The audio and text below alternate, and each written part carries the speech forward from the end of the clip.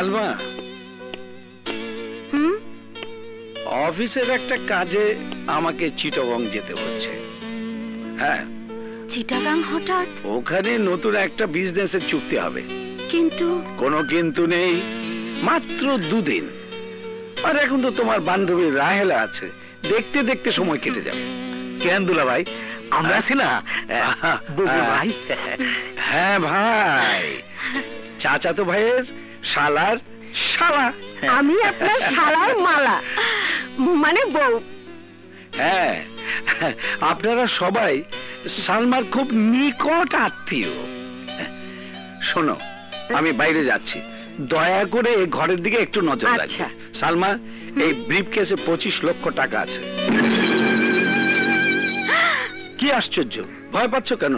আলমারিতে তুলে রাখো। না না না না, এত টাকা বাসায় রাখার দরকার নেই, তুমি ব্যাংকে পাঠিয়ে দাও। আরে বাসায় রাখতে হবে না, কাল সকালে ক্যাশিয়ার আসবে, ব্যাংকে পাঠিয়ে দিও। রাখো। ব্যাংকে পাঠিয়ে দিও। আচ্ছা আচ্ছা, দেব। আচ্ছা, কি হলো?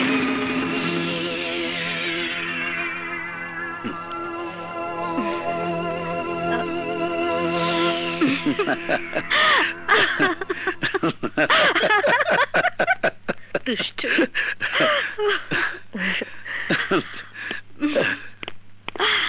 Oh my God. 25 লক্ষ টাকা, ওই টাকা পাইলে আর এখানে পয়দা গোলামি করতেইব না। তোমার মায়া পোলার ভবিষ্যৎ নিয়ে আর ভাবতেইব না। ওই টাকা দিয়ে ব্যবসা করুম, বাড়ি কিনুম, গাড়ি কিনুম, তুলা ভাইয়ের মতো হুকুম করে চলুম। পায়ের উপর পা তুইলা বৈশা বৈশা রাজরানীর মতো খামু, আর বুবুর মতো হিয়ার হাত গলায় পইরা ঘুইরা বেড়ামু। তুলা ভাই বাসায় নাই, এই সুযোগে টাকাটা চুরি করে পালাইতে হবো, আর আইজি কামটা সারতে হইব। মিনা, সর্বনাশ হয়ে গেছে। কি হয়েছে? আমাদের সব কথাই রাহেলা শুনে ফেলছে। তাহলে কি হইব? রাহেলা যদি সব বইলা দেয়, তাহলে তো আমাকে পথে বসতে হইব। না, তার আগেই রাহেলার মুখ বন্ধ করতে হইব। যা শুনলাম সব সালমাকে বলতে হবে, কিন্তু সালমা তো সজীবকে নিয়ে স্কুলে গেছে। এখন কি করি? সালমা আসুক, তারপর সব বলবো। আমি এখন কোথায় গিয়ে লুকিয়ে থাকি?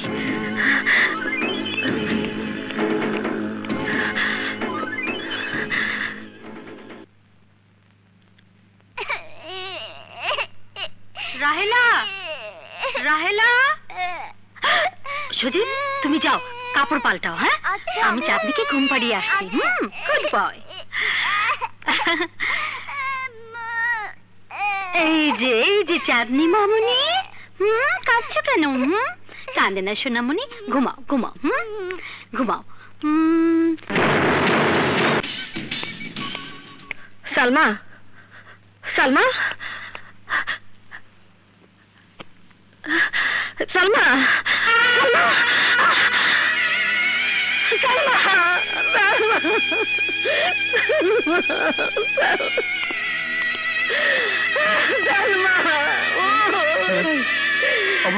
আমার বুড়ি মায়ের ফেলাইছে।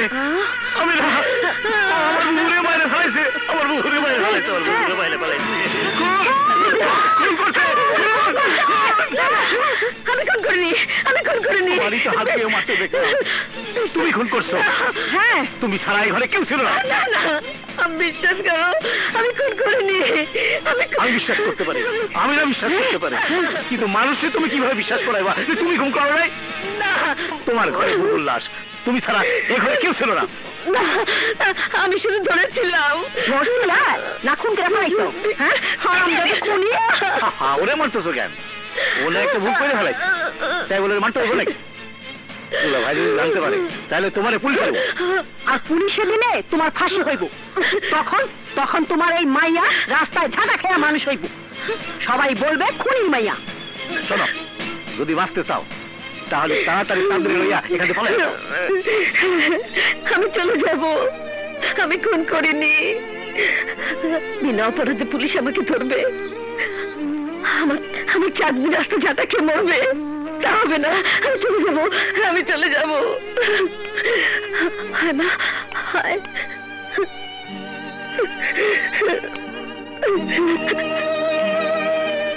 এইবার হইছে কামের কাম আমি না, টাকাটা আমরা চুরি করব।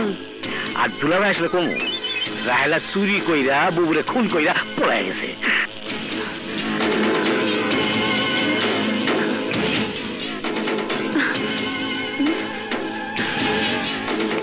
এই দেখো, আর দুলাভাই এনে বলবা যাইবার সময় হীরার হাটটাও চুরি করে নিয়ে গেছে।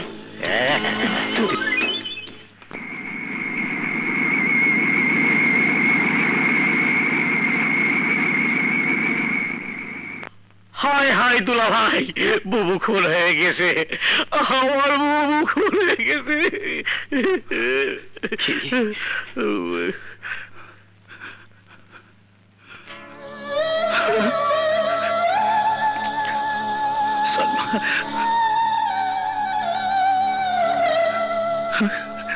মনির সাহেব, খনিকে ধরার সব ধরনের চেষ্টা আমরা চালিয়ে যাব।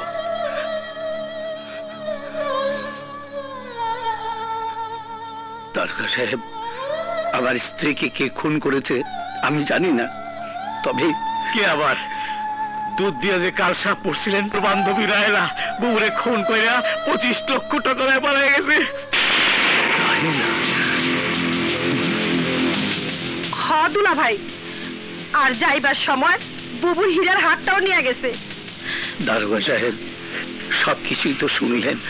আপনি ভাববেন না, আমরা সব ধরনের চেষ্টা চালিয়ে যাব, খুনিকে অবশ্যই গ্রেফতার করব। সেই থেকে চাঁদনিকে নিয়ে আমি বিভিন্ন জায়গায় পালিয়ে বেরিয়েছি, তারপর একসময় গ্রামে ফিরে যাই। বিশ্বাস করো তোমরা, আমি খুন করিনি, আমি খুন না রে মা, আমি খুন করিনি। মা, আমি তোমাকে সম্পূর্ণ বিশ্বাস করি মা, আমি জানি তুমি খুনি হতে পারো না। সুস্থ ভাব। আরে দুনিয়ায় সূর্য পূর্ব দিক ছাড়া পশ্চিমে উঠতে পারে, আম গাছে জাম ধরতে পারে, কিন্তু আমার বইনে খুন করতে পারে না, আমার বইনে খুন করতে পারে না। শোনো, তোমার মুখ থেকে আসল ঘটনা শোনার জন্য তোমারে খুনি বলে খেপায় দিছিলাম। ভাগ্নি, তুই কিছু কর। তোমাকে কথা দিচ্ছি মা, যেমন করেই হোক তোমার মাথা থেকে খুনির কলঙ্ক আমি মুছে ফেলবই, আর যারা তোমাকে খুনি বানিয়েছে তাদেরকে আমি জেলখানায় ঢুকিয়ে ছাড়বই। আরে মামু ভাগ্নি যেখানে ভাব সেখানে।